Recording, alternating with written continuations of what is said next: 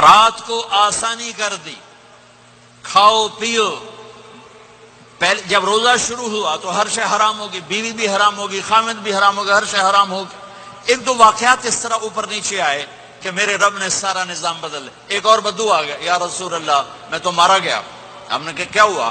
کہ میں روزے کی حالت میں بیوی کے پاس چلا گیا۔ آپ نے کہا اچھا تو غلام آزاد کر۔ کہ میں غریب بندہ کہاں سے غلام آزاد کروں؟ آپ نے کہا تو پھر 60 مسکینوں کو روٹی کھلا۔ کہنے کا میں آپ مسکین ہوں، میں کتوں روٹی کھواؤں؟ آپ نے کہا اچھا پھر 60 روزے رکھ۔ کہنے کا ایک روزے آئے کم کیتا، 60 روزے کی تھک، ایک روزے میں یہ چاند چڑھایا، 60 روزوں میں کیا کروں گا؟ تو آپ بڑا ہنسے۔ آپ نے کہا اچھا بہ جا۔ تھوڑی دیر گزری تو ایک صحابی آئے، یا رسول اللہ یہ صدقے کی کھجوریں ہیں۔ تو آپ نے او بھائی کتنے ہیں؟ جی بیٹھا چوریا، یہ لے جا اور مدینے کے 60 غریبوں کو دے دے۔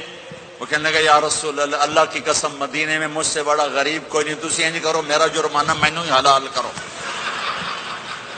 تو آپ اتنا ہنسے کہ یہ دانت نظر آنے، یہ داڑے نظر آئے، اتنا ہنسے یہاں تک آخری دانت نظر آنے لگے۔ آپ نے کہا اچھا بھائی تیرا جرمانہ تینوں ہی حلال کیتا، پر اور کسے واسطے نہیں، صرف تیرے واسطے۔